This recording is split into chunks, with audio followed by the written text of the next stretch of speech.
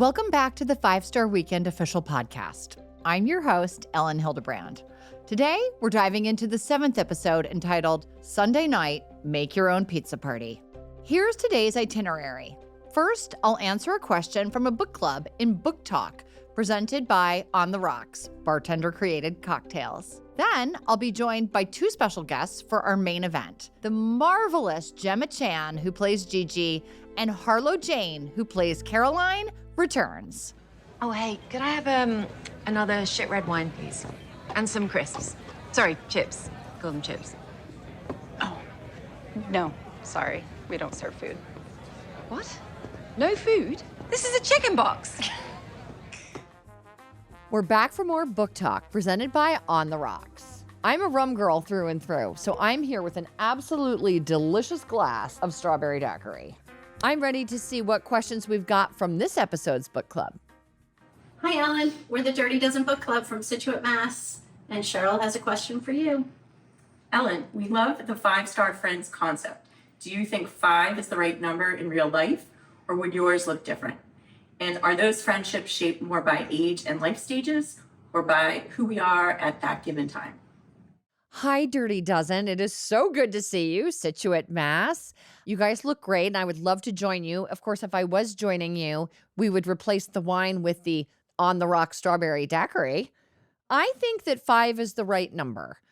I feel like 3 can cause triangulation where one person is always left out. If you have 4 people, you tend to have 2 groups of 2 or 2 pairs, and that's not what we want. And so 5 feels like the right number.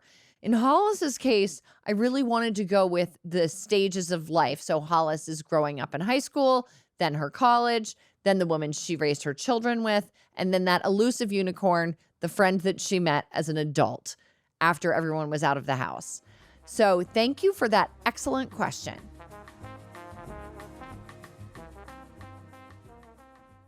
Now it's time for our main event, my conversation with Gemma Chan and Harlow Jane.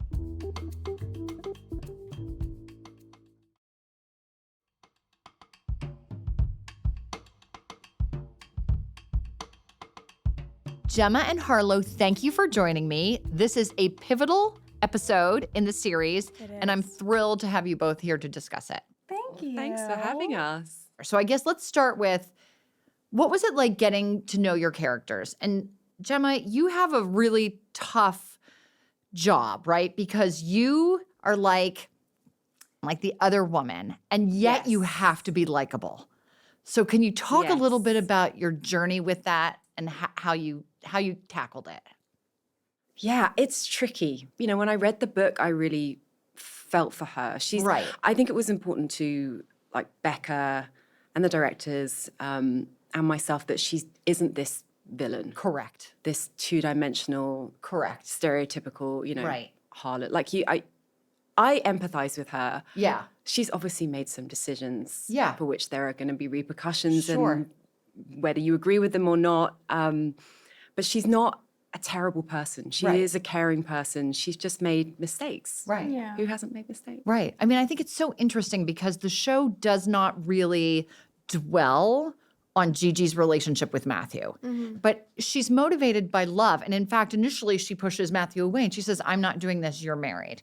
And the onus is really on him. Totally. But you feel like she's motivated by one thing only, and that is that she has fallen in love with him. Yeah.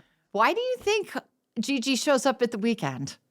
Oh, God, I don't even know. I don't know why. I guess, like, I don't know, maybe it's to satisfy some guilt. And also, I mean, she is mourning him. You are mourning the man. I mean, let's be frank. It's a crazy decision. It is a crazy It is decision. criminally insane. But I kind of understand. I understand it a little bit, where it's like, you're so deep in pain and you loved, and then you had these, like, conversations with this woman and you bonded over your grief. It just, you didn't talk about it. She's really the only other person who gets it. Or each of us are the only other person who can really understand what we've lost. Yeah. Right. No, it's true. Yeah. And it's a little bit sick.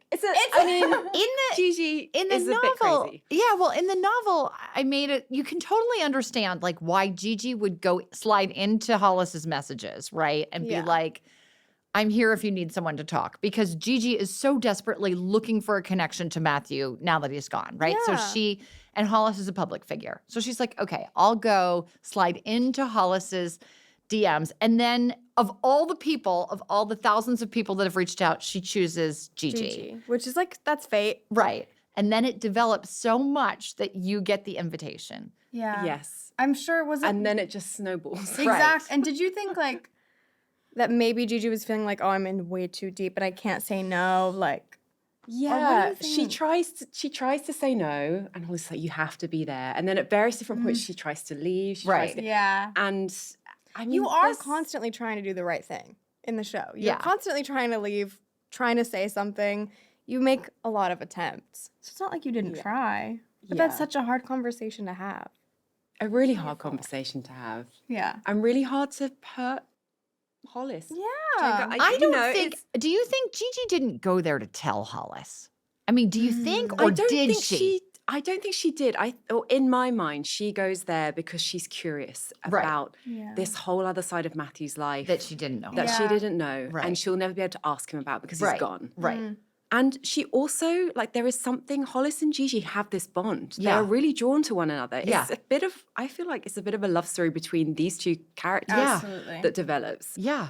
Yeah, I think she's just drawn to her and to this Yeah. place. And yeah, I think she's also, she's grieving and she's been missing something in her life. Right. Like, I don't think she's had these really close, intense female friendships before. For her own reasons, she's Right. been a little bit wary of like Right. big groups of women. Well, I and- mean, if you think about it, she's a pilot, right? And being a pilot is a male, and this was brought up in the book, is a male-dominated career. Yeah. yeah. So if you, Gigi, as a pilot, are hanging out with guys all the time, and I think there was a weird sort of feeling that she had about the flight attendants who were women because she felt like different from them, and they maybe saw her as a little bit superior. So there was no chance for like real intimacy with the Yeah. female flight attendants. So of course she befriends John Mark. Mm-hmm. And can we talk about John Mark, played by the amazing Tori Devon Smith? Oh my God. Yeah. What a force. This guy I've been seeing completely ripped my heart out, so I just really needed to be with my best friend right now. Of course. That's what friends are for. And boy, did you luck out. She's the best. So great to meet you. You too. Oh, Orlando guy broke up with you. Oh, God, no. He's still obsessed with me. Let's go. I'm not going to let you destroy this woman's life. So brilliant. Right? So much So fun, brilliant. so much energy, and such an impactful character, I think. Yeah. But my point I think the reason Becca included a John Mark and there's a different character in the novel is because we want Gigi to feel like a real person. Yeah. So, and not just like a cardboard cutout of like the other woman or the mistress or whatever. She is a person that's made a mistake, right? And she is, feels like, I'm sure, constantly punished for She's doing punishing so. herself. And she's very much. punishing She's herself. Really torn up about. Do you think maybe she went, like, maybe subconsciously to punish herself? Possibly. That's such a great take. Right? If, like, maybe she was like, That is when such maybe a great take. you know how sometimes you'll do something and in the back of your mind know exactly how this is gonna go and how you're gonna feel, but you do it anyway. Right.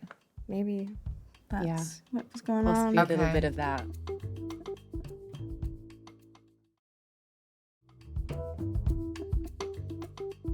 Okay, so Harlow, let's talk a little bit about Caroline's grief. I happen to be fairly close to the character of Caroline because I lost my dad in a plane crash when I was Oh my 16. I God. know.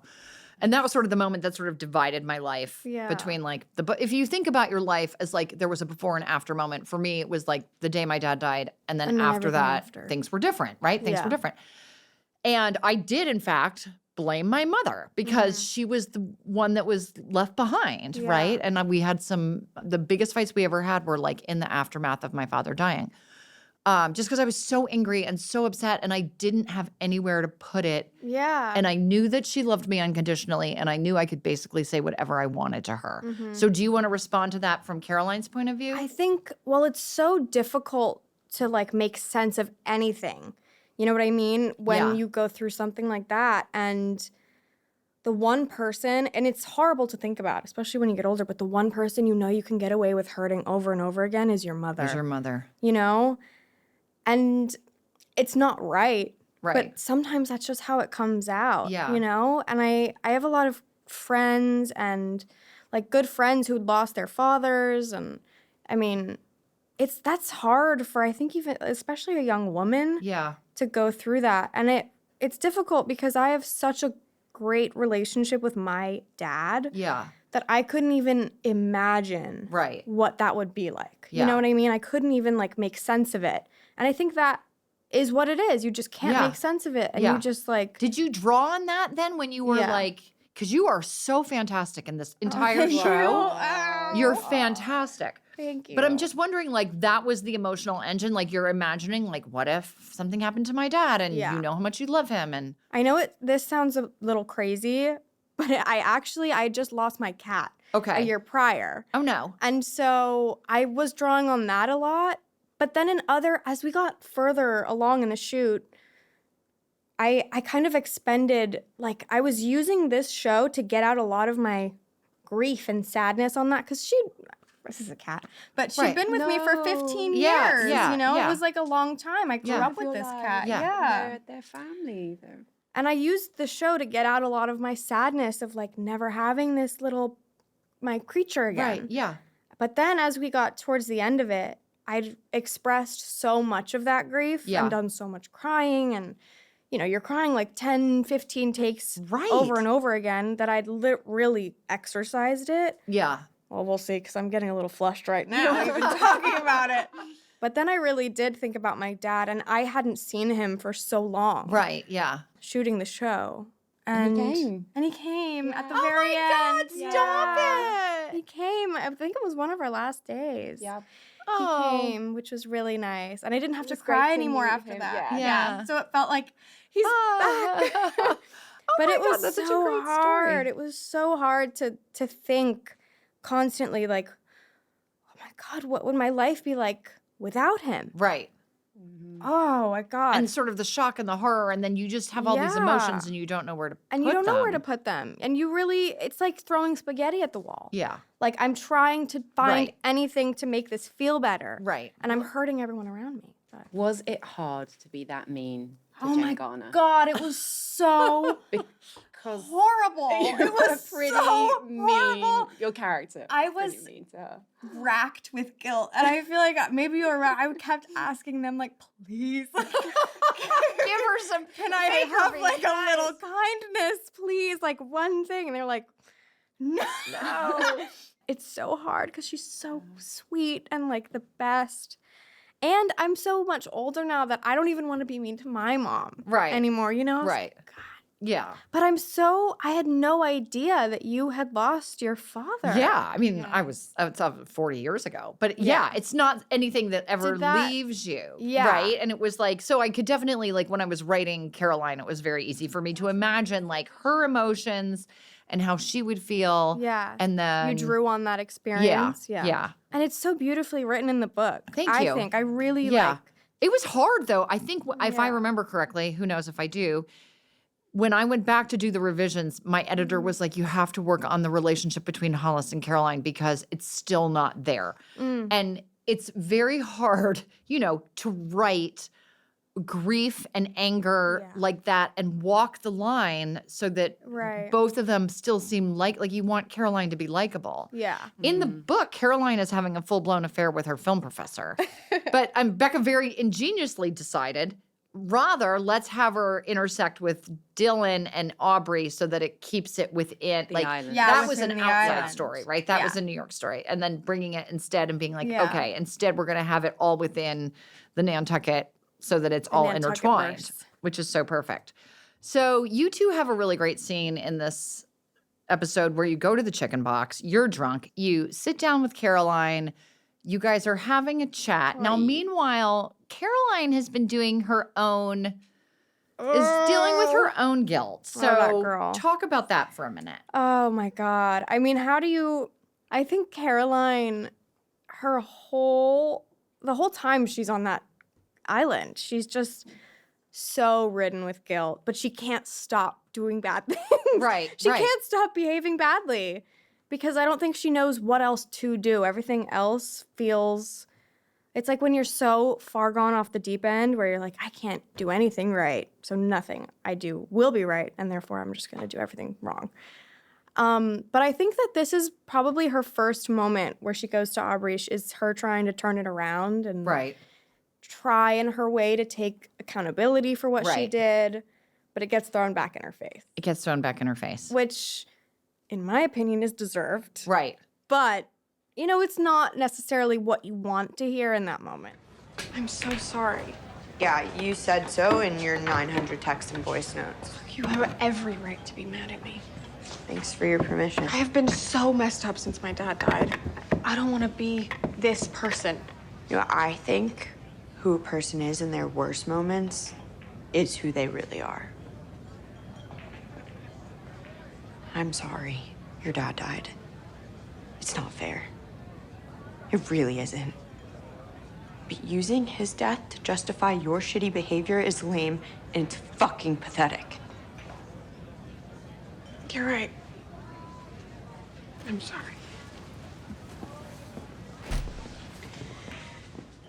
Oh, yeah, she lays into me harsh. But the good thing, well, the interesting thing with the two of your characters is that you're sort of running a parallel path, right? You've done something wrong. Caroline has slept with her new friend's baby daddy in the lighthouse, gotten caught by the police, gone to the police station. Yeah, it's just been arrested. It just gets worse and worse. Yeah, I think we find each other in a moment where we're both like, we've hit at our lowest. Yeah, we've hit rock bottom. And then you mentioned Matthew's watch. Yeah. Right?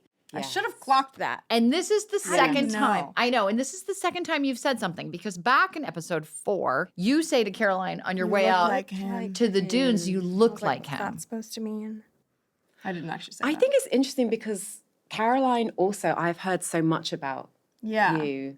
Through him. And he's in you. So there is a fascination and a real interest. Yeah. I mean, it must be so strange.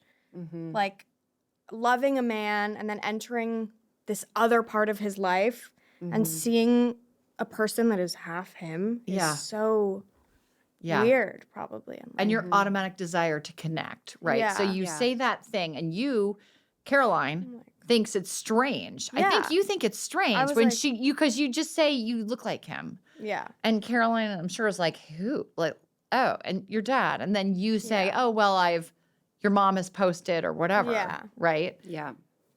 I think the penny's dropping though. For Caroline, Yeah. right? I mean, by the end of the show. I'm a little, okay. That was weird. Yeah. I figured it out. Once you asked about the watch and then Electra comes. Okay, so then Electra comes in. Let's dig in here. So then Electra comes in and it's the great Judy Greer. I mean, she is so funny in this. And you are drunk. I love her so much. Wait. I know what it is. I saw you coming out of a restaurant with Matthew in San Diego last fall. No, Yes, it was definitely you. And I remember because it was the weekend that Hollis went to visit Care Bear at school.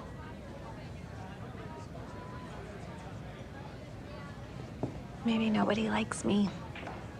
But I never forget a face. Boop.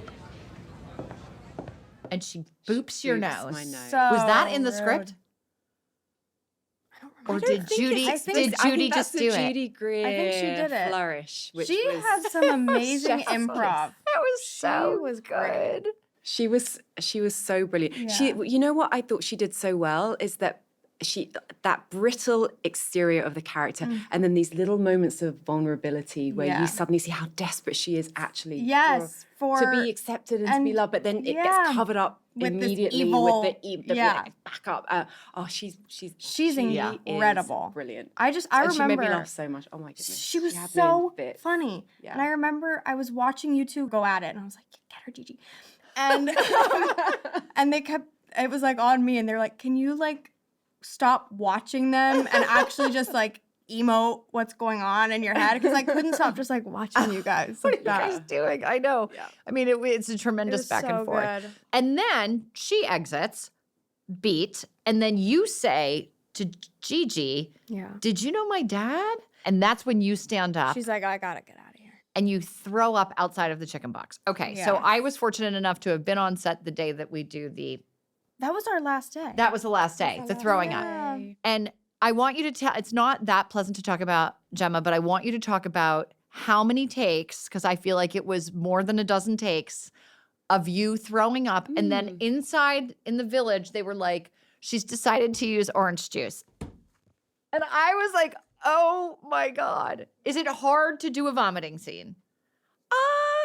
It's not the worst. I mean, it's not that bad. It's quite fun. Is it? Was it fun? Yeah. Okay. I think it was fun. Did they give you, do you remember, did they give you orange juice? It was some kind of mixture of a juice. And it was in a cup. I think there was cranberry in there. Or something. Okay. Yeah.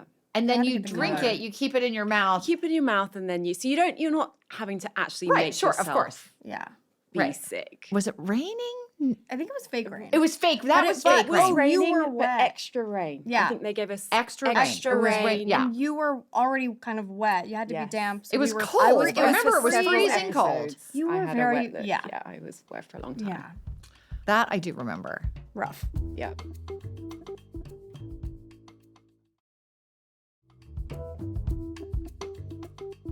Gemma, in your real life, what is your role like within your friend group? Your main friend group or any of your friend groups? I have several different friend groups. I have to be careful because what I say may not align with what they think. Sure. So this is just you trying to be self-aware. It is. Okay. Right? And thinking. I would say I'm the loyal, I will always pick up the phone. Okay. The loyal but fun one. Okay, good. I like to rally people. You do? To have a good time, you do. I would say. You do. Oh my But I gosh. also will be there and I'm very unjudgmental. Okay, good. I love this. What about you, Harlow? What would your friends say is your role in the friend group? It's changed. I used to be the fun one of like really crazy, fun. Now I'm maybe like the ball and chain where like you really have to drag me out of the house now. Okay.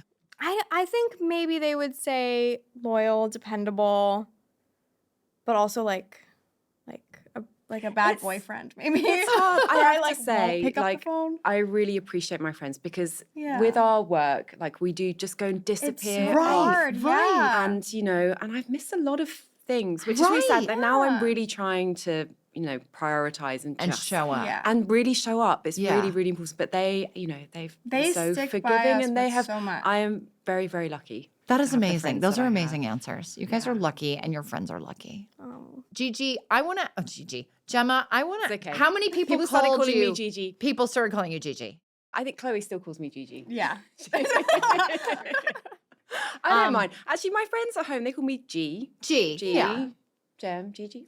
I'm fine. It's understandable. Gemma, when you didn't know anybody else coming in, you had not met anyone. I had not. No. I remember the table read. You were there, I was there, and Chloe and Jen and Regina were all in the van. I don't think any of us knew each other. Nobody knew each other. Yeah. So can you talk a little bit about the process of getting to know those women and how it ended up? Yeah, it was a really beautiful thing, actually. And unusual that none of us actually had any, we'd never intersected. We've all been around for a minute. Right.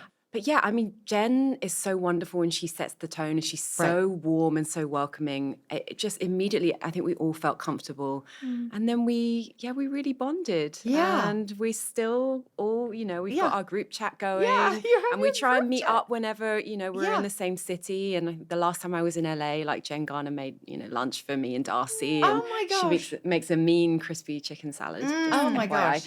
Of course she does. Of course she does. Yeah, it's been great. It's been really a lovely thing, and we're all so different. Yeah, everybody's different. Someone sent me a tweet that said the casting of the show was like 5 gay men all picked their favorite diva. Favorite diva. Yeah, which I thought was kind of a brilliant description. Oh my god. Okay. I might be paraphrasing there, but it's something to that. Yeah. Oh my gosh, that is absolutely the most good. fantastic. Whoever did the casting, that's your biggest compliment. Yeah. Okay, girls, now we're doing our rapid fire 5-star weekend. It's so easy. Here we go. 1, Gigi is a cat person. Caroline loves Henry. Where do you fall on the cat versus dog debate? I guess, Harlow, we'll start with you. Cat. I mean, cat. Yeah. And you're also cat. We both cat people. Have cats We've that bonded we adore. pretty well over our cats. You guys are cats. Also, Taylor Swift I is love cat. dogs too. And you love I dogs. love dogs too, but I love have a all cat. animals, but yeah, we both have cats and we love cats. Okay. How was it working with Ben/Henry? So Ben is the name of the actual dog. Henry is the name of the dog on the show. Yes. You guys both had to work with Henry. How was it? Slobbery. Okay. Harlow says it's slobbery. He was a pro. He I was. have to say. Yeah. He hit all his marks. He I was mean, great. I have never done a show where the dog gets completely their own coverage, like the full scene. They would Okay. do full coverage Ben's on coverage. Ben's On Ben. reactions. Yeah, and he was like, And we would have to emoting. run the whole scene. It wouldn't just be like a little, a few moments. We would run the whole scene. and he for would like Ben's look back and forth. Oh my gosh. Yeah. It was Do you really think, I wild. have no idea. Do we know at home? Do they train dogs to be Hollywood dogs? They do. They do. Yeah. Who thinks of such a thing? He has Okay. a brother that's an action movie dog. You're kidding me. Yes, his brother is an action star. Okay, now I've heard it all. Thank you. Okay. Number 2, are you spending the night out at the chicken box or having a night in with snuggly pajamas? Ooh. We had a lot of nights out. Did you? Where did you guys go? Did. The What was that play? Gaslight. The Gaslight. You went to the Gaslight The Gaslight downtown. was fun. That Gaslight was fun. Yeah. You did karaoke. We did Oh do karaoke. yeah, you guys did. Okay, so is the answer chicken box or snuggly pajamas? God. Well, What's 6 in your nights. pajamas? Yeah, can we do All right. that? I was going to say 6 nights out of 7, I'm in my pajamas, but one night I'm at I the know chicken it box, feels like right? I want both. Yeah. We want it all. Yeah. What's your drink of choice? Shit red wine like Gigi or something else? What do you order when you go out, Gemma? My go-to is a vodka cranberry. A vodka cranberry. classic. That's very New England. Or an espresso martini. Or an Yeah, that's espresso good. martini, which I can't drink because it's basically like injecting jet fuel into your veins. like Thank crack. you. Yeah. Yeah, I'll either go for like a dessert wine, like a really sweet Oh, really? white Like when wine. you get to a bar? Yeah. If Okay. they have it, I'll take it. Okay. Which I had last night. Okay. Or a filthy vodka martini. I want it like so disgustingly dirty. Okay. That's what I like. Okay. That is good to know. It's make your own pizza night. What are you putting on your Ooh. pizza? Gemma, it's not pineapple, right? But Gigi pineapple. apparently eats pineapple on her pizza. Some of you out in Not for me. TV land might be eating pineapple on your pizza. It's not okay. It's not okay. It's not okay. I agree. I'm quite like classic, ham and mushroom. Okay. Nice prosciutto, maybe a bit of rocket. Okay. Rocket is lettuce. Arugula. Arugula. Okay. What about you, Harlow? Pineapple? You eat pineapple? You do? Pineapple on my pizza. Oh my gosh, here I just said that's not okay. Okay. No, it's fine. Do you eat Really, it with I- ham? Do you eat it with ham also? No. Just I don't the like pineapple. the ham. Pineapple and red onion. That's what I like. Okay. I know, guys. I'm No. sorry. With ranch dressing. And your No. sweet dessert wine. That is just Does that come? Is that a thing? Red onion and pineapple? I That's order the it like flavor that. and ranch dressing. And ranch dressing. I'm feeling really Goodness. attacked. You I attacked know. my I'm drink. sorry. I know. We don't- really I can't did. do We anything really right. did. Oh my gosh, that is just so. It was so interesting because what it proves is that everybody is different. Totally. Okay, your ideal love language for the weekend: cleaning the kitchen, words of affirmation, or Tatum's choice: someone not telling you what their love language is. Ooh. Or something that's someone not on the not list. telling you what their love language You don't want to know. is. I don't want to know. You don't wanna know. Definitely agree. not It words depends of who it is. affirmation. No. And not words of affirmation. No. I Not for would me. like it if someone cleaned my kitchen. I know. That'd be I really would nice. love it if someone cleaned my kitchen. Like for me, Yeah. if the kids went in, If I woke up and the house was clean, right. that'd be nice. At this Yeah. point, my main relationships are with my adult children, and if they cleaned up after they made something in the kitchen, I would be like, Blessing. they love me. Yeah. Because it I is have to not in agree. their nature to clean up after themselves. But if they were doing it, it would be because they loved love me. you. Yeah. Thank you guys. Oh, I have thank so you. enjoyed this Thank conversation. you. You guys are the best, and we're off to our season finale. Yeah. Only one left. Only one left. We'll see what happens. What happens? That's it for this episode. Once you finish the finale, which is on Peacock right now, come back and watch or listen to our final podcast episode. First, the wonderful Jennifer Morrison is back to talk about directing the season finale. And then I talk with our final star, the one and only Regina Hall, who plays Drew Ann. Be sure to subscribe and follow the 5-Star Weekend official podcast so you don't miss a moment. If you like what you're hearing and watching, leave a rating and review on your podcast player of choice. And if you aren't watching us right now, you can watch us on Peacock or find us on YouTube.